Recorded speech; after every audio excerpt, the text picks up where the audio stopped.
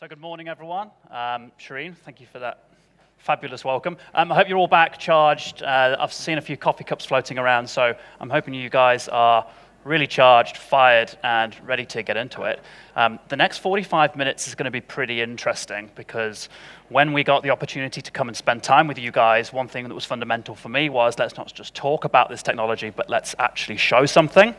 Let's get some rubber hitting some road. And actually an opportunity fell into our laps, and we got a customer who actually put their hand up and said, yeah, we actually have a mandate to do something, and we'll help and support you guys, and we'll bring it to life on stage today. But before we get into it, I think it's just to kind of figure out who's in the room, so don't get too comfortable. Let's do a quick poll. Could you guys just sort of stand up for me for a second, shake out that caffeine, get it all flowing through your blood? That's fantastic. Okay, cool. So, please remain standing if you have an aspiration to deploy an AI or BI project in the next 12 months. Okay, so unless I caught anybody sit down, 100% of the room plan on doing something within this space in the next 12 months. Great. Please remain standing if over the last 12 months you have deployed successfully a BI or AI project. If you haven't, please sit down. So we're trying to see who's standing, see who's deployed something of greatness. That's pretty good, 25, 30%. So congratulate yourselves, everyone, because 30% of you have successfully deployed an AI BI project. If you work for Umbrellar, it doesn't count, so you guys can disqualify yourselves. And if you're a Microsoft partner, you should be ashamed of yourselves. You do it for a living. So that leaves some customers. Perfect. So keep your eyes in the zoo, everyone, because these are the guys that have successfully deployed stuff. So cool, you can sit down. Great. So actually, we've got some good experience in the room. So let me quickly introduce myself before we get into the storytelling. My name is Dave Howden. I'm head of cloud at Umbrellar. And you may have seen me before. I've presented at a few Microsoft events. Hands up who was at Azure Summit. If you remember the windiest day in Auckland ever, about 4 or 5 months ago. I'm not surprised that not many of you were there because it pretty much tore the whole of the city down. But at Azure Summit, we introduced a customer of ours called Mercy Radiology, and there was a story of a patient in healthcare, a radiology patient called Jack. And it was quite an emotional story, and if anyone was there, they would remember it, to say that Jack went through a series of clinical tests after a diagnosis with a lump on his neck that turned out to be cancer. And the vision of Mercy Radiology was to say, look, the way that this guy has been treated was absolutely not optimal. It took 12 weeks to diagnose the guy, 12 weeks to get him a treatment plan.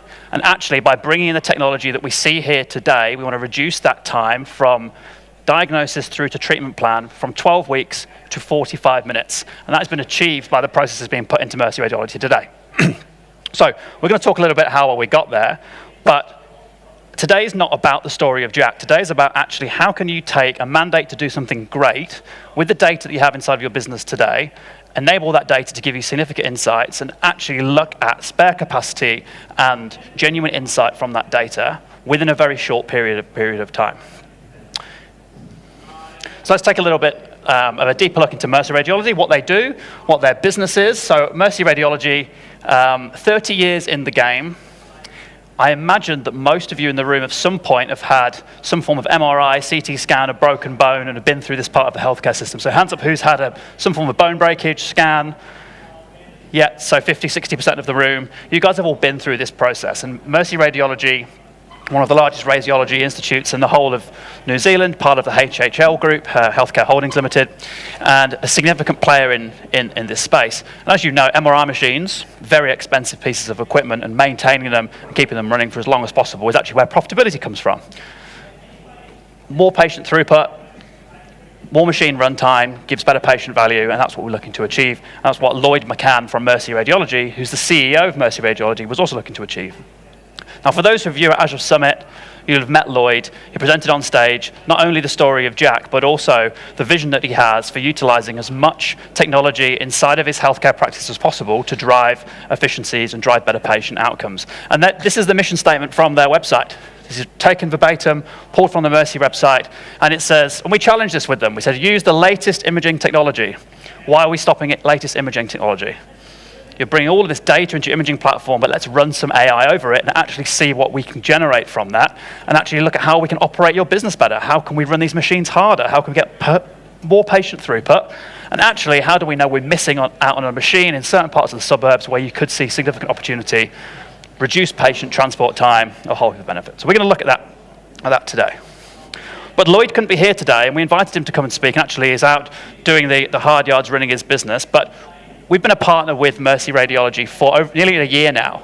And Lloyd actually gave us a quick quote at a event we ran earlier on this year called Umbrellar Live. So let's see what Lloyd's got to say. The cloud has been a real game changer. So traditionally, legacy systems within healthcare have been very poor at being interoperable. So that's exchanging data from one system to another. Cloud actually just removes that barrier altogether.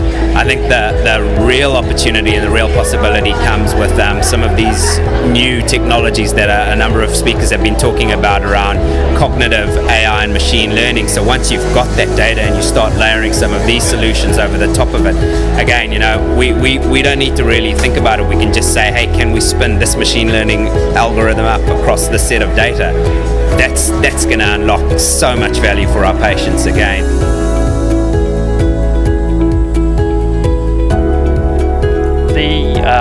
The fascinating thing about Lloyd and working with Mercy Radiology is the fact that Lloyd's a trained clinician. He's at the top of his game in his field, yet has a vision to actually bring in third-party technologies that aren't part of his DNA. They're not part of what he was trained in.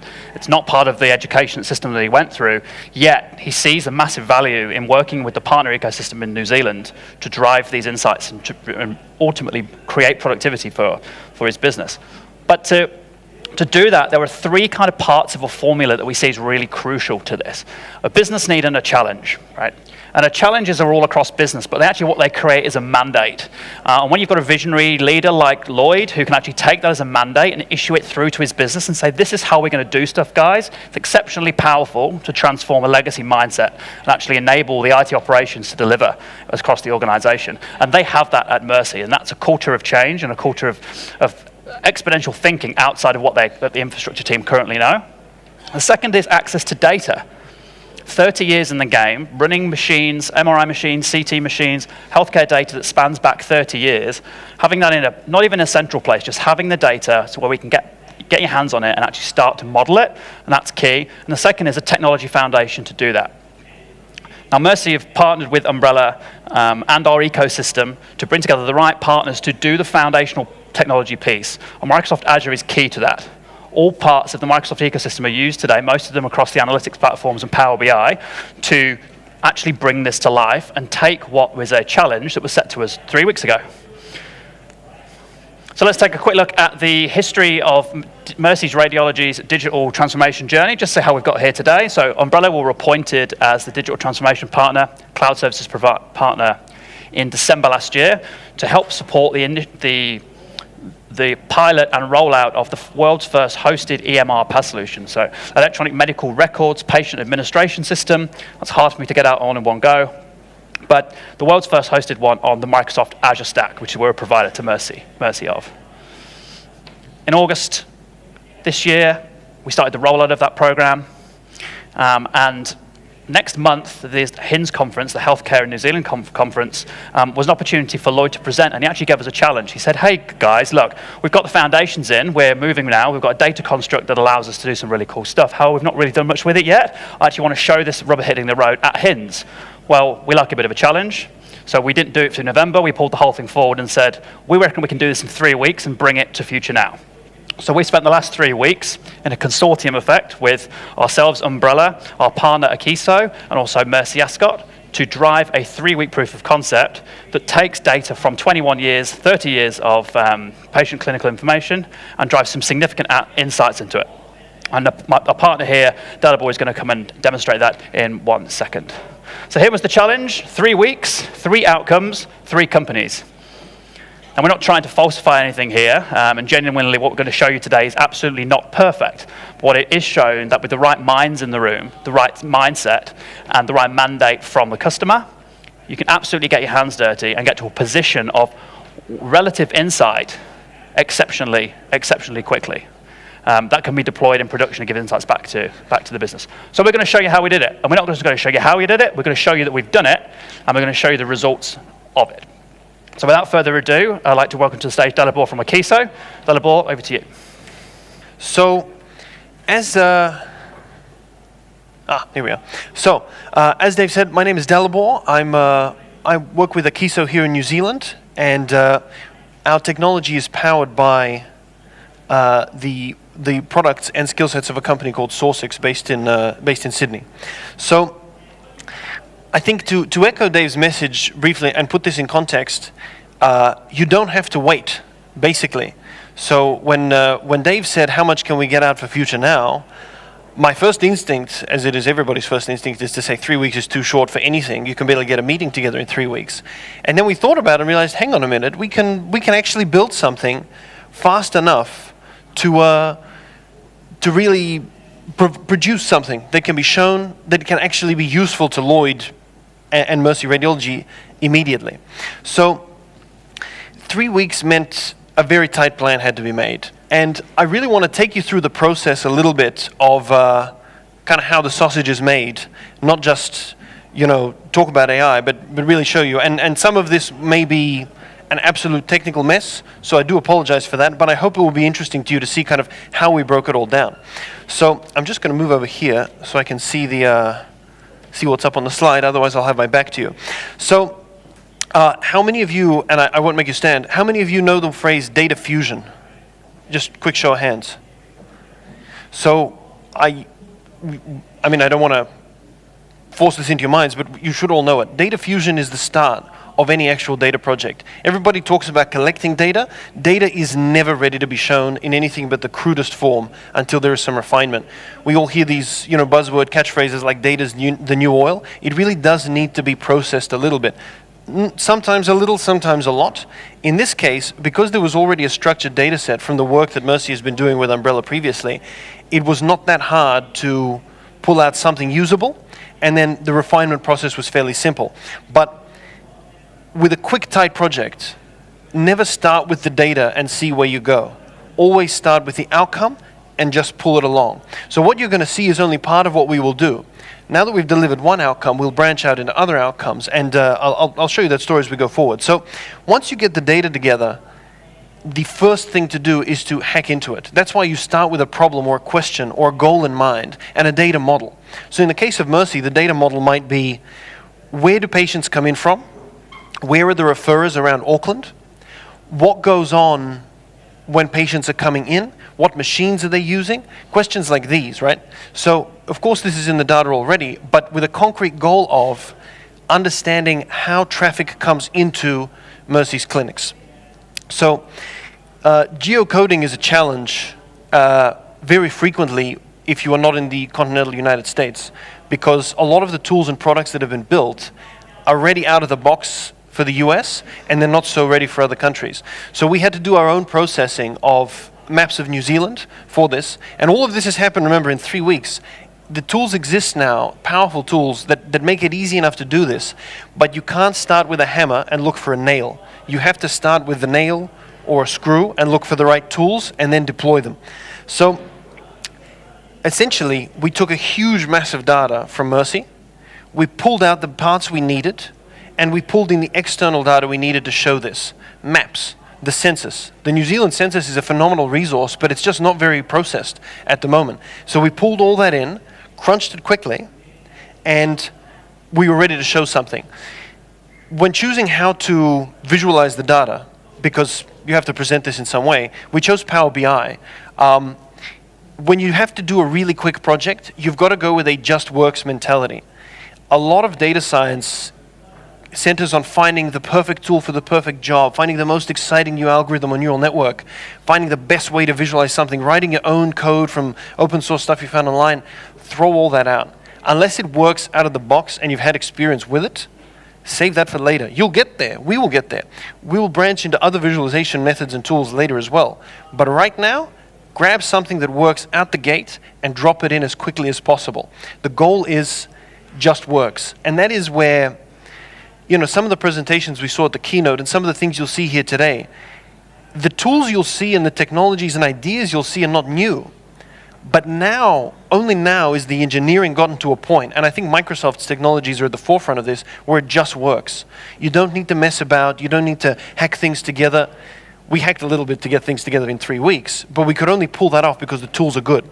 So the most essential thing here is to look at what is easy enough. Because if the wheels get stuck anywhere in a short, tight project, you can get bogged down. The worst case, the project fails. Best case, you still get out less than you planned to. If anything is sticking or not working, just drop it. And I'll actually show you some examples where we just dropped something that wasn't going to quite work, then we wound up making it work in time anyway, so you'll get to see all of that in a moment. So I want to let the rubber hit the road, as Dave said, and show you an actual deployment here. There we go. So can I get a quick show of hands? How do people feel about pie charts? Raise your hand if you are positive about the existence of the pie chart. Do you enjoy using pie charts? Are they of use in your business? I'm pleased to see no hands up. Pie charts have a low density of information. They are visually hard to interpret what's bigger or smaller. I am recently a huge fan of these kind of breakdown charts. They often use them to show imports and exports. Now, the goal of these is not actually to be a especially useful visualization. It is to be a control knob. So, this on the left is what we call a Coraplot, which means shaded map. This is a Coraplot of Auckland and its postcodes. And in this case, as you can see up the top, it is shaded by a count of revenue is how Power BI auto-generates the phrase. But basically, this is where the money is. Now, we use money as a proxy for value in this case. Obviously, a business has to make money, but we are also in the business of treating patients and helping people. The highest value scans often have the highest clinical value as well. MRI, PET especially. So, having structured a data set that said, all right, what do we need to know in here? We need the revenue, we need the number of visits, we need to know where referrers are, we need to know where patients are. I will not show any of that for privacy reasons. Obviously, Mercy has that information and we'll use it internally. And we need to know how are they coming into the clinics? How long do they wait? All these sorts of metrics. So for now, I'm mainly going to focus on where people are coming from, who they're coming from, that is to say what referrer is sending them in, and identify for you how that affects Mercy's business. So I'm not going to tell any big stories here. I just want to express to you, this is the power of Power BI. I changed my mind on what I was going to show you this morning. And I rebuilt this whole screen this morning while I was having coffee and manning the stand. That's the just works side of this. Once you have a tool that's powerful enough that you can just click about, get some things up, you don't have to think about it so much. You can iterate right there on the spot to what you need. So if we look at X-rays, that's where X-rays are coming from. Right? If we look at MRIs, that's where they're going from. There are much fewer, as you can see. And of course, that very, very dark streak in the middle is where Mercy is with the hospital. So there's a natural flow of patients from the hospital coming in. We can exclude that with other filtering to show how they're going at the more outlying clinics. So, for example, I'm just going to show you right now how easy this is in Power BI. And not to tout the product too much, there are many products that do this. Many of them are very good. Power BI has things that it doesn't do very well. But I'm a huge fan for the rapidity of just pull some data in, make pictures. Pictures are useful not just to tell a story, as I'm doing now, but to help you check your data. There's a very big mentality of running metrics on data quality. The best metric to this day is the cognitive computing of a human cognitor. Just have a look at it, pull it up on a screen and say, wait a minute, why am I getting stuff in the United States? This is supposed to be a New Zealand data set. This is a real issue. There are problems with some of the addresses in the Mercy database. We can now give them an exception report and say you need to correct all this. It's a 2-second job. So we've got revenue by modality here. Modality is the type of radiology machine, for those of you unfamiliar with the industry terminology. And I'm just going to drop that and say, where? What site? So if I filter by this, right, you can see one would presume that that clinic, BOTA, is in the southeast there because that's the dark zone. So I don't even know very much about Mercy's business. I just know what they do, what industry they're in, and for technical questions, Mercy experts were available to help guide us through this process. I want to show you a couple more dashboards that we've built. So Power BI calls these reports, but dashboard has become a more general term. So one thing that was a big priority for Mercy was forecasting. They want to know how many patients are going to come in to make sure they can be ready to meet that demand. For example, if they're full on MRIs, an MRI is never turned off. I don't know how many of you know this. MRIs have to be cooled by liquid helium. It is a very expensive process, and cooling them down is much more expensive than keeping them at that temperature. So because an MRI is never turned off, you can just feed patients through all day and night if needed. That's why a hospital MRI is always on hand if an ED appointment comes in. So what you're seeing here is an actual forecast of Mercy's revenues. I've suppressed the scale for privacy reasons, for the next 18 months. And our forecasting was validated on a historical data set. I'll show you some of that later, and is about 95% accurate. So I think Lloyd will be very happy with that result, but hopefully we can help him increase that angle as well. So another capability of Power BI and this kind of storytelling, you can just drop these little, they call them slices down here. I'll use that same clinic, for example, and this is filtering the map up here. You will see how all of New Zealand is now shown. I wanted to show you this to express a fault in the data quality. There is a very low chance that someone actually got a referral in from, I think that's Invercargill, is that right? So maybe there was a referral from Invercargill, but if it was, it's just the one. So these are things, there's only a few hundred of these strange outliers that we can give to Mercy and say, just check these, you may have incorrect patient information, you might need to follow up what happened here. This is now something they can do in real time that was not previously possible, because you can reload this Power BI dashboard every day and say, hang on a minute, why are there 6 patients from Mexico? What happened here? Someone's put a wrong postcode in, someone's put a wrong address in, something has happened. I'm also a big fan of this feature, although it relies on an external service, Esri, which is like a mapping service. You can actually make a heat map of where things come from. These tools are not that useful analytically. You want to get precise numbers and results out from your machine learning. But the first step of any data project is get a human to check it. And that is a big deal in our business, where we do a lot of data science. Tools like Power BI help that happen. And the ease with which they can be deployed means that a project can start with a quick, tight review and then build to a more useful outcome. So the last thing I'm going to show you in this Power BI is where we start to move towards the clinical part of this story. So I'm using revenue mainly as a proxy for medical value, right? Because the traffic, more useful appointments cost more money. So you can see that the ribbon is essentially a stacked bar which is sorted by size. So when one ribbon overtakes another, it means that it has become more prominent in Mercy's clinics. But down here, this is a count of visits by exam type. Now, this is a fun little colorful checkerboard, but if you think about what this is representing, right? That's about halfway. 50% of everything this radiology does is only about 20 types of scan. And that's across all modalities, all types of machine. If I filter this down to the ultrasound, so I have left these, this shades them. The slicer will actually filter that chart all the way. So from our own experience working with radiologies in Australia, I can tell you right now,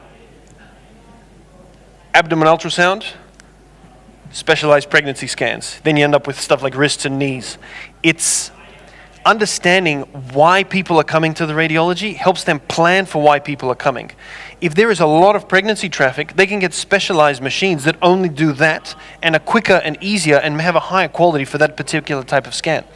This enters into a realm called population health, which is the next major barrier for AI. We all know that medicine needs to happen to people.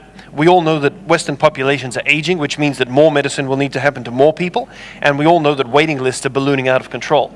You don't deal with waiting lists by building more hospitals. You deal with waiting lists by using the current resources you have better and maybe only then building a new hospital. A new hospital takes years to build, and there's demand and problems today. Understanding what's happening leads in that direction. So these are just visual tools. The point of these is to check the data, to be able to interrogate and tell a story about the data, and to be able to think and direct insight. You cannot take a neural network and say, here is my whole database, speak. We're not there at artificial intelligence yet. It's more like artificial smarts, I don't know, artificial enhanced calculation. One day AI will get there. Power BI has this cool feature where you can type a question and it will try and generate a chart for the question.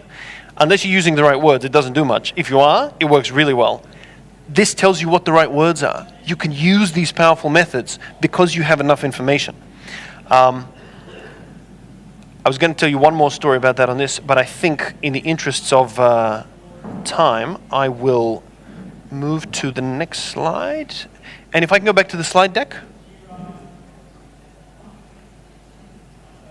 So,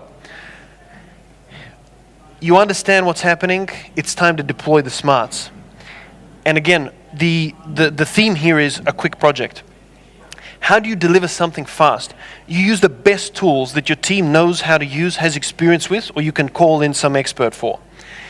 Bayesian probability, clustering tools, and topological analysis, which is like the evolution of clustering tools. Machine learning, neural networks. Whatever it is you want to do, start with the tool that you know works, and because you have started with that data model, what I mentioned at the beginning, you know what we're looking for. We're looking for revenue, visits, referrers, location. We take this data model and we say, all right, we're going to forecast. What's the best forecasting model that we can do with the data we have available? Saramax. Drop it in. Let's see what happens. That way, you quickly look for a result that guides your deep investigation. Eventually, we will be able to give Lloyd a tool that says, here is everywhere in Auckland, and if he has ambitions to grow and there's enough capital in the business in New Zealand, and here is where there are patients who need care, here is where the waiting lists are the longest, here is where you are missing, here is where you could have twice as much traffic in the ultrasound, here is where you have a machine that is being used 5% of the time. An ultrasound machine has 30 different probes on it and can be operated in innumerable ways using all 30 of those probes. Some clinics might only need 2. They are paying for and servicing 28 probes for no reason. That's a cost in the business, but it's also a skills cost. It means that a technician who is here waiting to use those 28 could be deployed in a hospital where there is more demand for those 28 probes. They can rotate resourcing to flexibly meet the demand. For that, they also need to forecast the demand, which is what I'm going to show you in a moment. So, the Azure is how we brought all this together quickly, right? Azure lets you just spin up the bits you need. They connect together very easily. You do need a good partner like Umbrellar who can just plug the bolts and nuts together. Our team has experience with Azure, but when it came to setting it up, we didn't try and do any of that ourselves. You also need something to orchestrate the analysis. We have our own kind of tool for this. People often do this by hand, and it's perfectly all right to do so by hand, but in the case of an analysis project that we expect to continue, you want to have essentially a job scheduling and automation tool where you can run, all right, we've run this forecasting model, it worked, let's try it with these 20 other parameters. Flip, flip, flip, check the results, all right, that's the best one. You need something to help you highlight this and move forward. So we have an internal product we built as Sourcex, which is this service provider from Sydney, called Data Dream. But really, I'm not trying to sell you our products, I'm simply saying find something that lets you do an analysis and not have to think about where the results went, and call the database guy to figure out where to put the results, and call one of your analysts to figure out what's going on there. Get an orchestrator that can just knit this together so that me, who is a presenter and business person, can be making my own dashboards and talking to the analysis team like I know what I'm talking about, which I totally don't, because I have this power at my disposal. So this is just an example of what you can do when you quickly bring together data of the right type and drop in the right kind of tool. This is a very simple seasonal ARIMA model.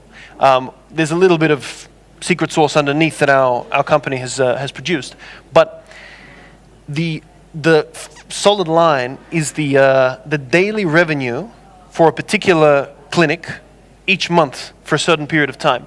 Obviously, we're in 2018 now, but I'm just showing you what the forecast would have been like here. This was part of our validation process. So that dashed line is our forecast, and the red dots are the truth. So over 12 months, I'd say we were pretty good. This didn't take a huge amount of time. The team did need the skills. You can't just, grab anybody from the office and say, here's a wiki page on ARIMAs, figure it out. You need someone who's walked this walk before. But if you have them, if the right team is producing data that this team can ingest, I call this the human API. Teams that know what they're doing can put out data or put in algorithms that are sufficiently standard and simple enough to configure that you can really quickly get a result. So this was actually done in 2 weeks. We've spent the last week hacking together Coraplot in Power BI. The result you can provide and the use and value you can deliver is so quick that the project can pay for itself and fund the next phase, fund that clinical phase, fund the exciting part of the work. Right now, we're mostly dealing with revenue. It's a basic business need. But from results like this, Lloyd is able to drive the business more intelligently. And once he drives it more intelligently, it will grow. And once it grows, clinical results can be driven more intelligently as well. That's just a zoom in, but I was pretty proud of this model.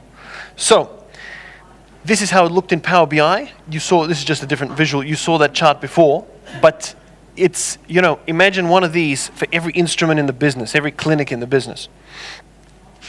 I want to talk about Coraplots really quickly because this is a exceptionally powerful tool that is underutilized because, again, outside the US, maps are very difficult to work with because there's not so many ready tools available. I don't know how many of you know this, but the New Zealand census collects data down to statistical areas that are as small as 3 homes, which I felt was a little bit invasive, but we aggregated it all into the statistical areas that they use. This is a population density map of Auckland by statistical area, and you'll see this doesn't look like the Coraplot you saw in Power BI. This was done with Python. We had some difficulty getting it running in Power BI because making New Zealand JSON files, it's a map format, work, topo JSON, was a bit challenging. We got that running, as you saw. But initially, we just told the team that knows the geospatial work, go pull up a tool that you're familiar with, make some maps. Let's see if this data is real. This is census data, so of course it was going to be real. But this, that's the same thing enlarged. This is another piece of manipulation. We did this one on the census, but we've done this for Mercy's data as well. These are the statistical areas of Auckland again, so these are not postcodes. This is distribution of median income. I thought it was a fun result. And then using geospatial methods, we can adapt that to actual postcodes, which are obviously very differently distributed. So again, with the right tools, you can take data that is not what you need. Mercy knows postcodes, the census knows statistical areas, and splice it into the right model. You have to know what the model is before you start. So, to wrap up, I've got a few minutes left on the clock there. I just want to talk a little bit about other things our company have done. Mercy Radiology right now has what I call medium data. There are millions of data points, but it's not billions. It's not Twitter or something. I think the biggest next stage of value in business is going to be medium data. Medium data is not quite AI ready in the sense that you don't have billions of data points to train the perfect neural network to understand your whole business. But as you've seen from some of the examples shown earlier, where only 400 or 500 images were necessary to produce a result, you don't need big data. Medium data can work with advanced analysis methods, with machine learning tools. It doesn't have to be the world's perfect neural network. You can do this in your company today. So we have a particular story that I'm just going to tab to and show you in a moment. We actually, the company Sourcix, which is the partner of Akeso here in New Zealand, Sourcix has produced a clinical workflow platform and EHR, EMR system, and a patient administration system. It's more of a health operating system called Pinga, which powers the care delivery for 10 million patients across 2 countries in Europe, Macedonia and Serbia. And I want to show you what can be done at scale when these things get going. Could I just go back to the laptop? Thank you. So I'll just tab out to that and show you what I hope will be something interesting. So this is what happens when you have a good, well-built tool and you put it in the cloud. And you'll forgive me because I might need to refresh this page. Oh, no, we're good. So this is the country of Serbia. All of these regions are basically DHBs, very similar to the situation here in New Zealand. Serbia is very poor, so it has a much larger public sector than a private. This animation is showing at 1 second is 1 day, is the time scale, how we rolled out this cloud EMR in Serbia in 2016. Most IT projects to revitalize healthcare take forever. The first problem you run up against is we've got to install the software. Our machines are old because they haven't been upgraded for a while. The network's not working so great. The radiologist offsite has to VPN in. The doctor offsite is not getting mail. That's when it's too hard and it breaks. You have to go cloud because it's the only place that's easy enough, that just works, where these things can just take off. You don't have to wade through the mud before you can even start. You can start today. Mercy said we have the data. It took a day to get everything in one place and start working. We didn't have to install things. We didn't have to mess with things. It just went. So we're 2 months into this animation that's been running behind me, and nearly the whole country is live. We're processing 60,000 referrals a day. We're processing 60,000 GP appointments per day. We're doing 150,000 prescriptions per day. The numbers drop on weekends when all the clinics shut. And about 80% of the country's clinical resources are being tracked through the system. And those dots flying are referrals from clinic to clinic. You see these big aggregators pulling them in? Those are major tertiary facilities, 1,000-bed hospitals. So this is what you can do with the cloud. This is a story you can tell when you have the data. And this is where it goes. This is where it becomes truly useful and clinically relevant. Sorry, could we go back to the slides again? So I'm going to hand over to Dave in just one moment. And the last thing I want to say, I mean, healthcare is the focus of this presentation, and the next ones you'll hear, but these methods are actually agnostic. I know I said before, don't have a hammer and look for nails, or have a wrench and look for screws and bolts. But the analysis methods are just numerical. They don't work right where you get the hammer nail syndrome is when you don't have an expert. And that's what Dave was talking about. You've got to have the right people talking to each other. You need an expert from the business, you need an expert with the numbers, and you need an engineer, not just a hardware engineer, a cloud engineer, a software engineer. You need a data engineer. When you bring these people together and they know how to communicate, or they have someone in between helping them communicate, you can build a whole business BI dashboard platform in 3 weeks. A project that previously might have been projected to take a year or more. And that's how it goes. We have deployed our methods in manufacturing, in retail. We've worked on public health projects in those countries where we have these huge data sets because of the system. We're able to forecast diseases and epidemics, spot them before they happen, reallocate doctors. There's like a doctor swap program where when you know that there's a particular sharp breakout of flu, or if it's a particularly harsh winter and you know there's going to be a lot of broken bones from people slipping on the streets, that's how it goes. You can literally bust doctors in because rooms are rooms. A specialist can triage a patient anywhere. Sometimes they even bus out to towns. Anyway, I have talked long enough, but if I have a final message, it is, even if your business has medium data, it absolutely can work for you. I'll hand back to Dave to close off. Dave? Well done. So 95% accuracy on forecasting of revenue, and that's before Mercy have taken the insights that we're going to give them and actually tweaked that. So the forecasting will be wrong because we're going to make the adjustments to make it go higher, right? And that's the key to this, is it's continually, the 95% forecasting is only on the historic, and now we've got insights that can change that. And that's the key here. So we're going to wrap up because I'm conscious of time, and we've covered some pretty meaty topics. I know we've got a few mixed archetypes in the room. So just to wrap up, how do we make the future now? No pun intended. Like Dalibor said, we're not here to showcase product or to sell or to do anything like that. What we're actually here to do is reinforce the fact that with the right people in the room, with the right mandate from the business, and the right ecosystem of partners around you in your organization, you can materially get these things done really quick. But it does take a bit of a formula, ingenuity, some creativity to think outside of the box, outside of what is your day-to-day business, and the ability to have a bit of headspace in your organization to go after these ideas. But capability is really where we start to see traction.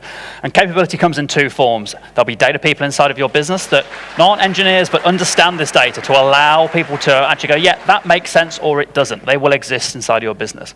But outside of that, many businesses run quite traditional IT organizations.